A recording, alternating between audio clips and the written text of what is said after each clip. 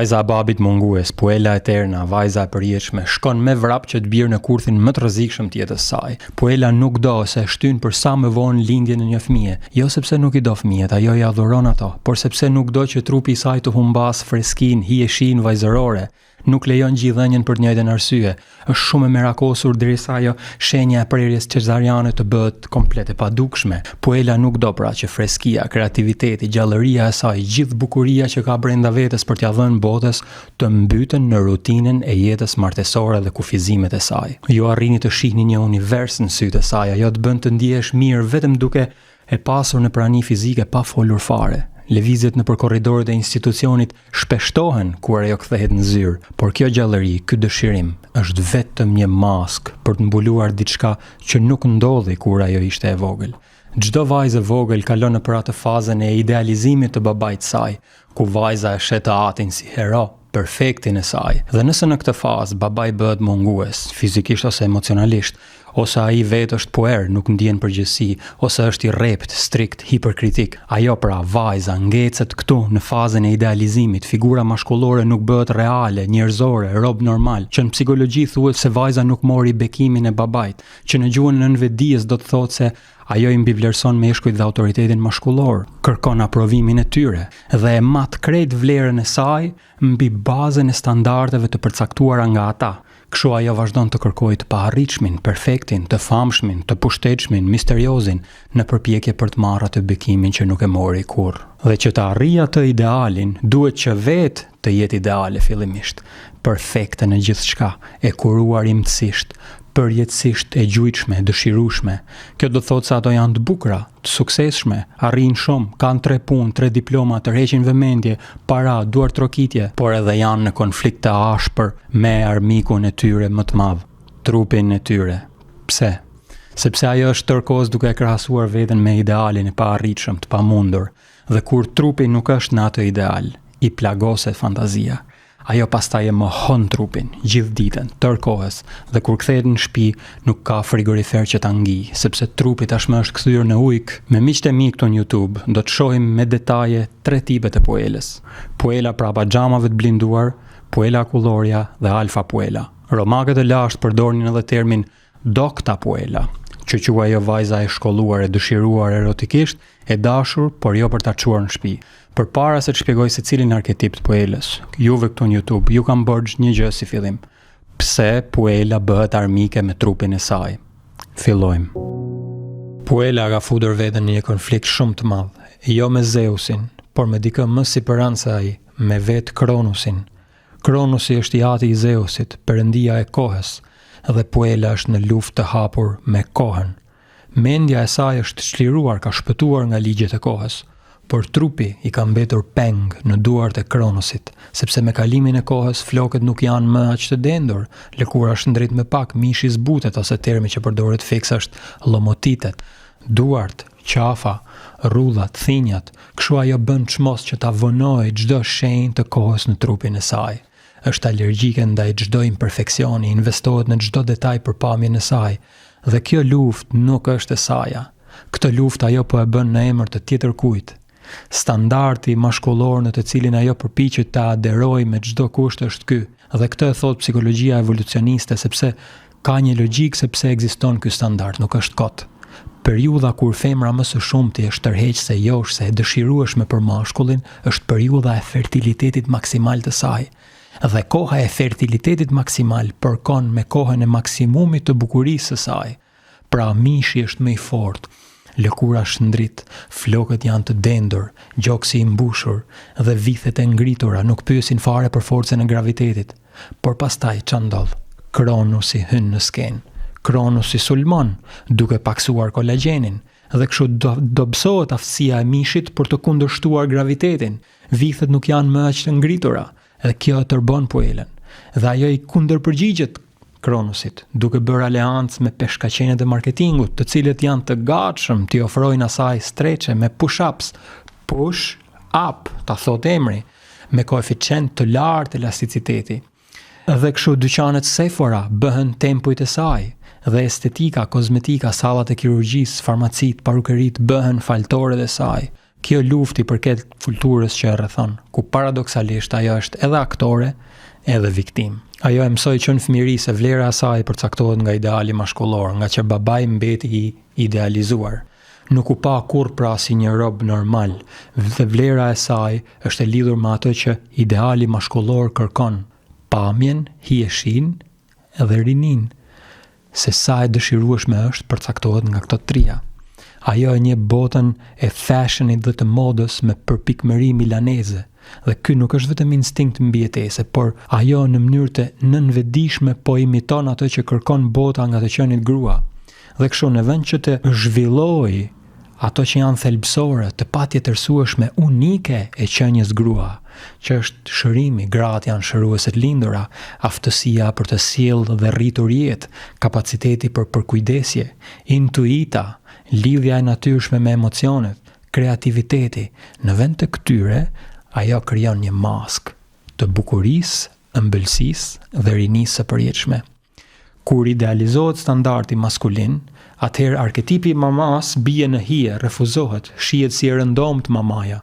Poela shpesh herë krijon një zemërim të thellë të nënvetëdijshëm për nënën e saj. Kjo lexohet krejt kollaj sa herë ajo përdor në shtëpi atë frazën "Po jo gru, po iko grua nej, po pse o gru", kur flet me tëmën. Tani shi sa interesante është kjo. Ajo po i drejtohet nënës së vet me fjalët "ti o gru", sikur kjo të ishte burri, pra identifikim subkonsh i pastër me babain, dhe nota e trisht muzikore bie pikrisht te uja, o gru. Dhe oja është ofshama, që ti e mirë ati sa mrapa je me botën. Tashi me këto nuk po kërkoj të them se Poela nuk duhet të zbukurohet, absolutisht duhet shkojnë parukëri. Po them se kur është qet këmba, sepse nëse vlera e saj lidhet vetëm me sa e dëshirueshme është, kur trupi pastaj të fillojë të tregojë shenjat e kohës, ajo nuk ndjen se thjesht nuk jam mjaftueshëm e bukur. Ajo ndjen sikur ka pushuar se ekzistuari, sepse ajo e ka barazuar veten me imazhin.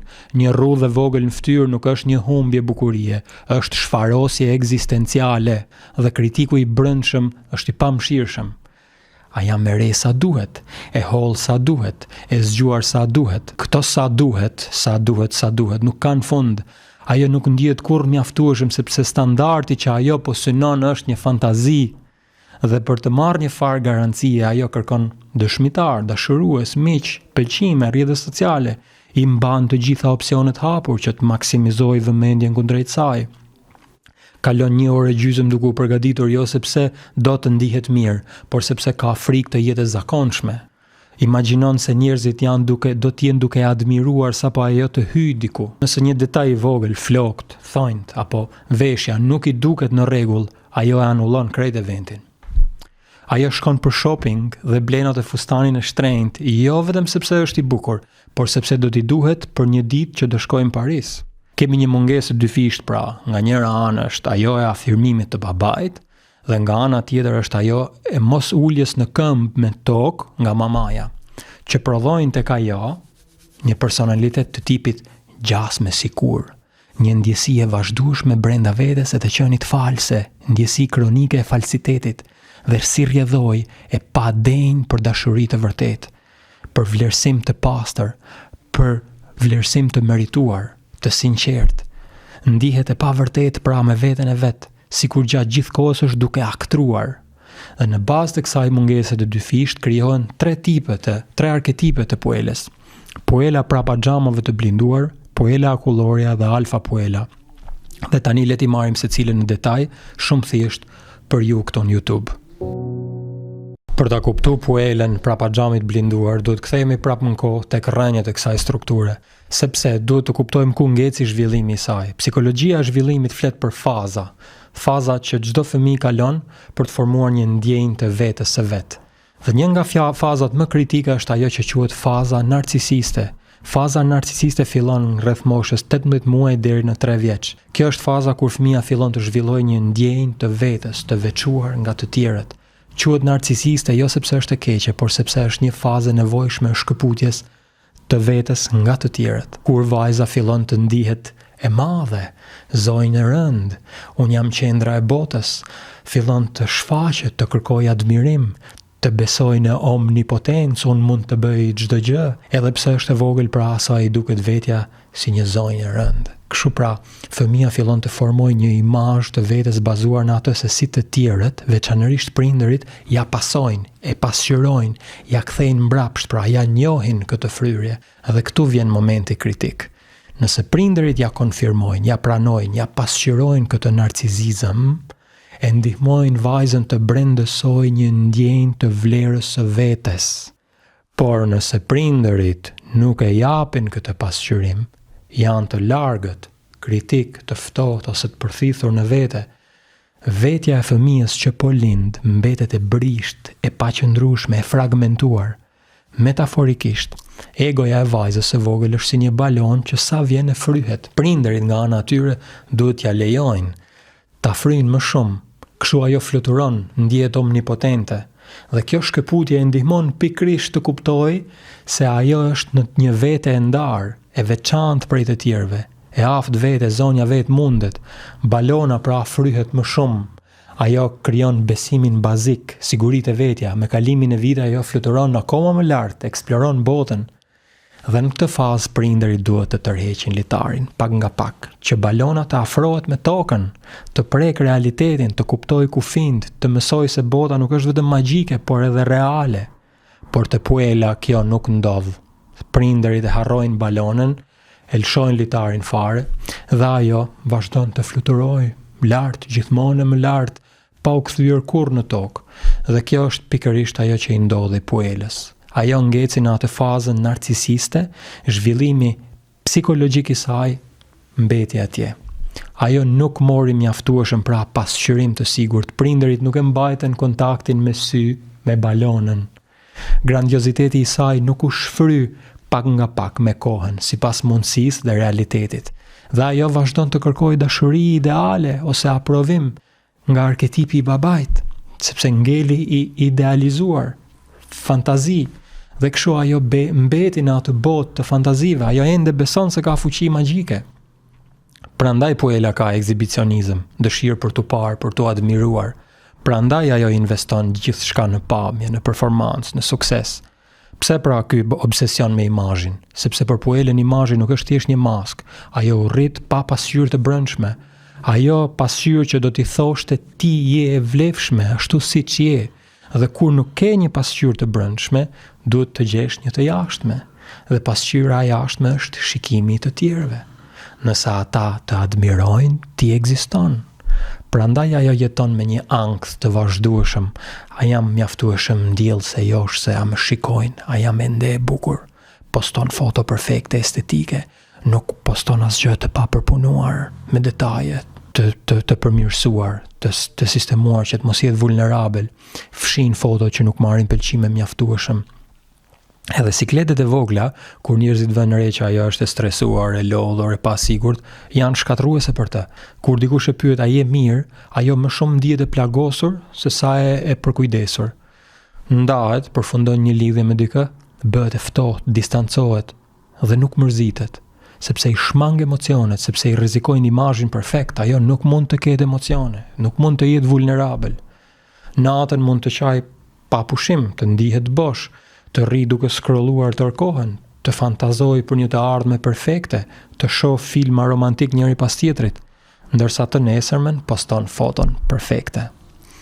Dhe ky ankth e bën që ajo të investojë gjithçka, kohë, para, energji psiqike në mbajtjen e imazhit perfekt. Për shkak të babait mungues dhe nënës me prani jo të thellë, ajo u tërhoq në vetvete pra.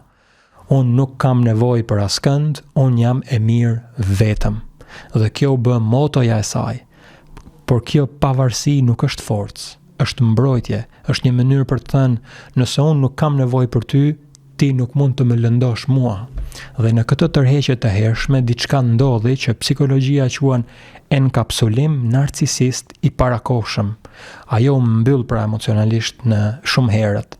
Nga jashtë ajo duket e shkëlqyer, e suksesshme, e sigurt në vete. Krisma e takave të saj kur ecën është e plotë kumbuese, por nga brenda ajo ndihet bosh, sepse ajo nuk është duke jetuar jetën e saj, ajo është duke luajtur një rol në të vërtetë ajo është mbyllur prapa një xhami të blinduar, e dukshme, por e paprekshme, e admiruar, por e vetmuar, joshse, por emocionalisht e padepërtueshme.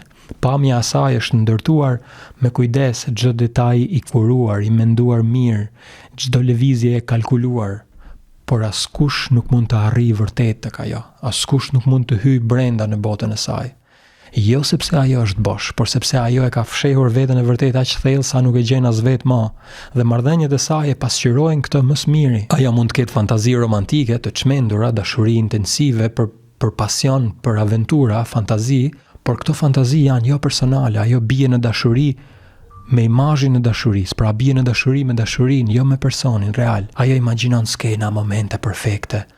Për shembull, ajo shkon në takim me tjetrin, kënaqet, duke folur me të, i pëlqen, kthehet në shtëpi, fillon fantazon jetën me të, kohën kur do të jetë me të, kur do ta njohë me familjen, dasmën, kur do të bëhen me fëmijë, por nuk thot dot nëse ai porositi kafe apo çaj. Ose kthehet në shtëpi, fantazon gjithë të gjanat e bukura, perfekte, ideale, prallore, dhe kur zgjohet në mëngjes, ai i çon mesazh, mirëmëngjes.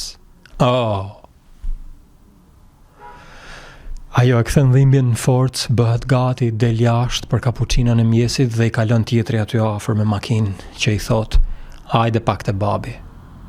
Kjo frazë e acaron, e çorienton njëkohësisht. Unë ju siguroj se këta tipa e përdorin këtë frazë jo se kanë studiuar psikologji jungiane, as arketipet e nënvetdijes. Thjesht e kanë zbuluar se her pas here kjo fraza bën magjira. Personazhi mitologjik i Pueles prapa xhamit të blinduar është Persefona, bukuroshja që rrëmbehet nga perëndia e botës së nëndheshme, Hadesi. Dhe ky izolim ka një kohë të lartë, sepse ajo është e rrethuar nga njerëz por thellësisht e vetmuar. Merr admirim, por jo dashuri, merr vëmendje, por jo njohje. Të gjithë e shohin, por askush nuk e njeh. Ndërton një jetë që duket perfekte nga jashtë. Karriera perfekte, familja perfekte, trupi perfekt, shtëpia perfekte, jeta sociale perfekte. Jeton si dikush që është mbi gjithë, në pamje, në intelekt, në familje, dhe për ta mbajtur këtë imazh, ajo i zhvlerëson të gjithë të tjerët. Ata që nuk janë aq të suksesshëm, aq të bukur, aq të disiplinuar. Kjo është mënyra e saj për të mbrojtur murin e qelqit, sepse nëse imazhi dështon, ajo humbet gjithçka, dhe mbi të gjitha ajo ka frikën e mos përsosmërisë, addiction to perfection, sepse ajo ose është perfekte, ose është asgjë. Nëse ajo tregon çarje, dobësi, nevojë, imazhi rrëzohet. Ky person ka nevojë shumë për ndihmë, sepse nëse vuajtja mbahet e fshehur, sepse ajo nuk mund ta tregojë. Nëse ajo tregon dobësi, frikë, trup, imazhi thermohet, prandaj ajo nuk flet dot. Prandaj ajo vazhdon të buzëqesh, të duket perfekte, të performojë, por brenda ka një pikëllim kronik të heshtur, një depresivitet që thellohet me çdo vit që kalon. Tani le të shohim tipin e dytë të Pueles, Puela akulloria, që është një strukturë krejt e kundërt nga ajo e para që pam, por në thellësi kanë të njëjtën rrënjë. Nëse Puela me kundërvarësi, pra ajo prapa xhamit, jeton prapa një muri qelqi, e admiruar por e paprekshme, Puela akulloria jeton pa mure fare. Ajo nuk tërhiqet, pra ajo shkrihet. Kultura përreth e lavdëron, por edhe e përçmon njëkohësisht, sepse kjo grua ka një model marrëdhëniesh që shoqëria e çmon, ajo është e ëmbël, e kujdesshme, e dhënë pas tjetrit, por po ajo shoqëri e akuzon sepse është shumë e varur, është ngjitse, është manipuluese. Ajo duket pra sikur jep dashuri të pakushtëzuar, por në realitet ajo po kërkon diçka në këmbim, vëmendje që e mban në këmbë, ka nevojë dëshpërimisht për vëmendjen e tjetrit për të ndjerë se ekziston. Jo metaforikisht, kjo është konkretisht e prekshme, e matshme. Nëse partneri i saj vonon t'i përgjigjet mesazhit, ajo ndihet sikur po zhduket. Humori i saj bie menjëherë, fillon të qajt, hyjnë panik ose të dyshojë në krejt vlerën e saj. Nëse dikush afër saj nuk i jep mjaftueshëm vëmendje, ajo bëhet ngjitur, kërkon validim, i vihet mbrapa ose bëhet papritur e ftohtë dhe e largët për të provokuar vëmendje. Pse? Sepse pa lëmosh emocionale të vazhdueshme, ajo ndihet sikur po bie në një humner, dhe kjo do të thotë se ajo jeton në një gjendje të vazhdueshme ankthi. Dikush i vëmendshëm këtu mund të kujtohet për atashimin ankthios. Shembull konkret. Ajo pyet vazhdimisht a më do ti mua, partnerin. Ka nevojë për sigurim, pra shumë herë në javë që të rinovohet çdo ditë, çdo orë. Nëse ai e komplimenton, humori i saj fluturon. Nëse nuk e bën, ajo ndihet e braktisur, bëhet depresive dhe e mërzitur. Tani le të shohim llojin e tretë të puelës, një strukturë që duket krejtësisht e kundërt nga dy të parat. Nëse puela prapa xhamit blinduar jeton e izoluar dhe puela akullorja jeton e shkrirë me të tjerët, alfa puela jeton në një luftë të vazhdueshme. Ajo nuk tërhiqet, ajo nuk shkrihet, ajo sulmon.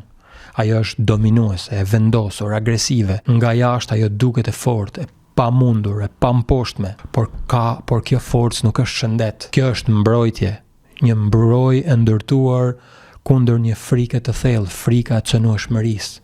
Sepse për të marrëdhëniet nuk janë hapësirë sigurie, janë kaos, janë kërcënim. Prandaj ajo zgjedh të jetojë si princesha krenare, lartë, e largët, superiore, arrogante, dhe ajo e mban këtë pozicion duke përdorur zhvlerësim narcisist, nganjëherë skajshmërisht mizor. Ajo i përçmon dhe i sulmon të tjerët për të ngritur veten, për të konsoliduar superioritetin dhe bukurinë dhe privilegjin e saj. Ajo e ruan të gjithë fuqinë për vete. Shpesh mbyllet në izolim sepse vetmia është më e sigurt se sa lidhja me dikë. Nuk do që të ekspozohet ndaj asnjë lloj brishtësimi të vetvetes. Arketipisht ajo mishëron mbretëreshen luftëtare Amazonën, një luftëtare e fortë dhe e vendosur.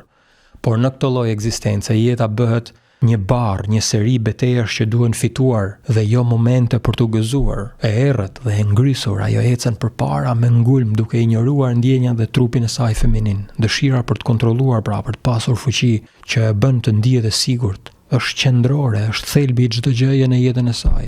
Pushtet, kontroll, dhe me kontrollin vjen një overdozë përgjegjësie, detyre dhe një ndjenjë e mbytjes nga punët, nga lodhja tepërt, dhe ajo bëhet shumë e ashpër me veten, kritike pa pushim.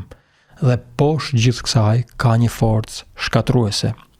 Smira këtu nuk është thjesht xhelozi, është një strategji psikologjike për të mbajtur një ndjenjë të omnipotencës dhe vet idealizimit.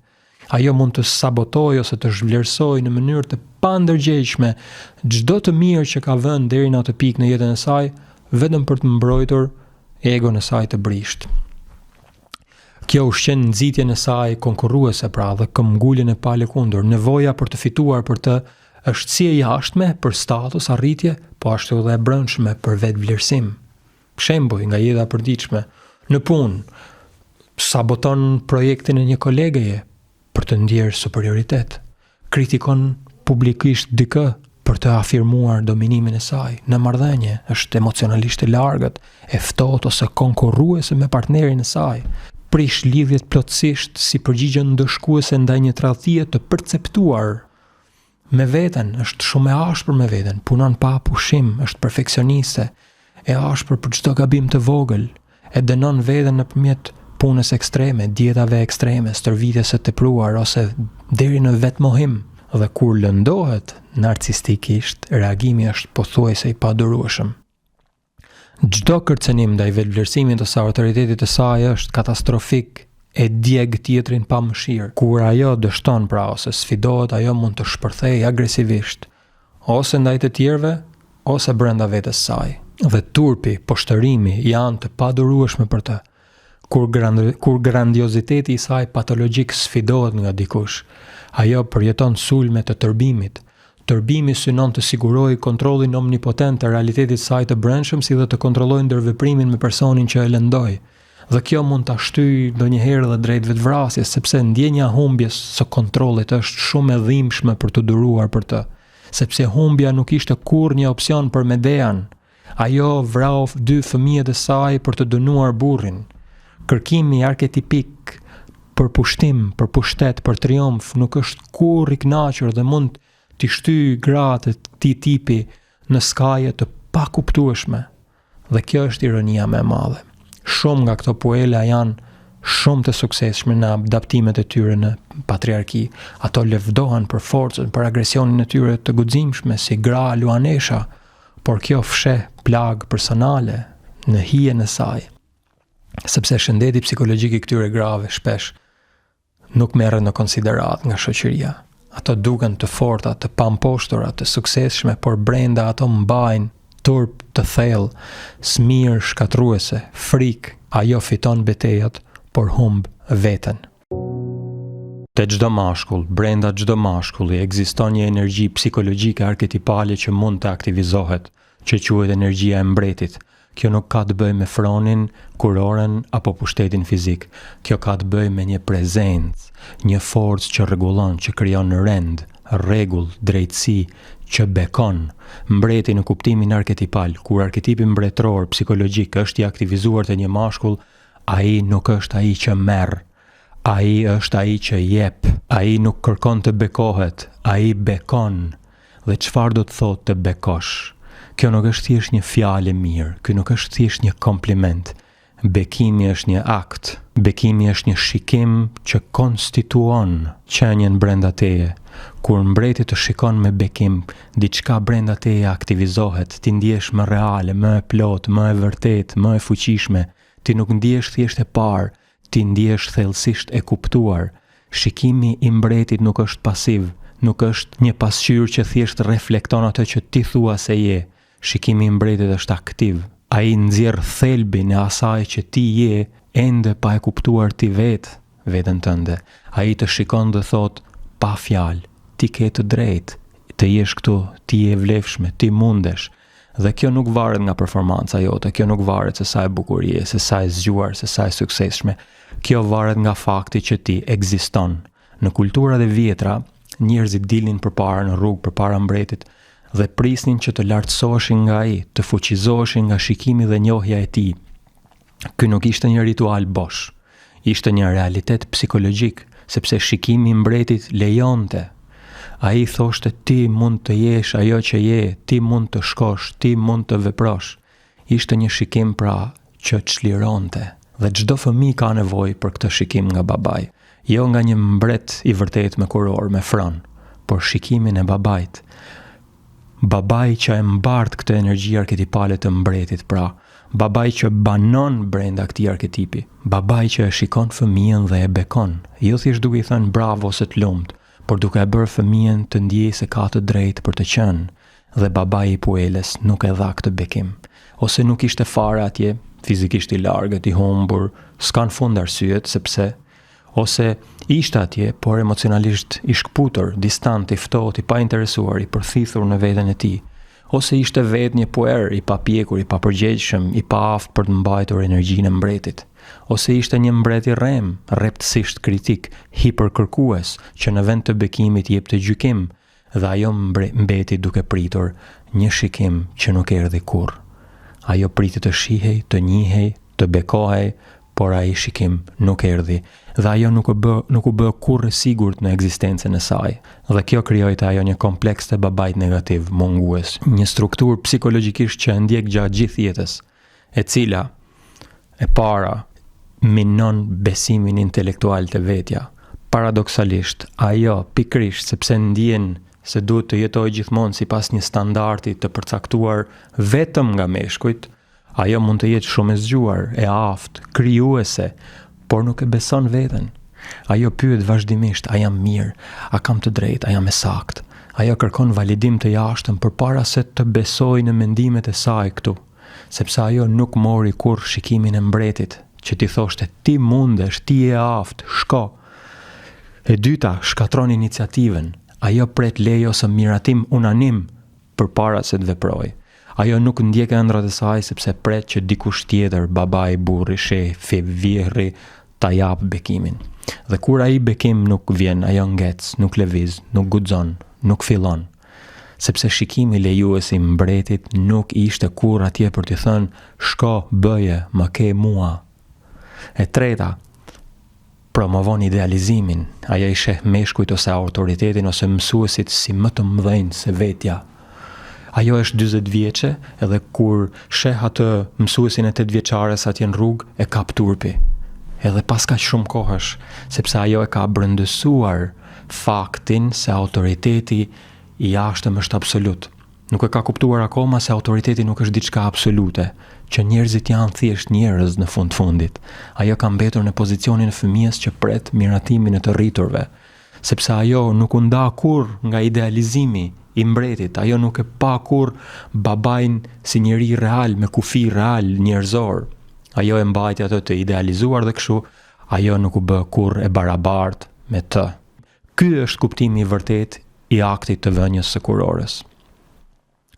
Dhe kjo çon në një cikël të shtypjes së brendshme, ajo pranon standardet patriarkale, vetëm ato, ajo matet sipas tyre dhe përfundimisht ndihet më pak se ato. Dhe kjo urrëtie e vetes, kjo luhatje nga anoreksia në obezitet është kosta emocionale e përpjekjes për të jetuar sipas një standardi të huaj. Ajo nuk po jeton për veten, ajo po jeton për kënaqur shikimin e abortarëve, ajo po mundohet të fitojë një bekim që nuk mund ta marrë më nga jashtë, sepse ai duhet të vijë nga brenda, nga pranimi i vetes jo perfekte, i të vërtetës, i njerëzores, sepse një herë që bëhesh e vërtet nuk mund të jesh më e shëmtuar, dhe ky është udhëtimi më i vështirë për të bërë. Ti japësh vetes tënde atë shikim konstitutiv që prisje nga babai. Ti thuash vetes ti ke të drejtë të jesh këtu, ti je e vlefshme, ti mundesh, dhe fjalët e tua të kenë fuqi mbretërore mbi ty.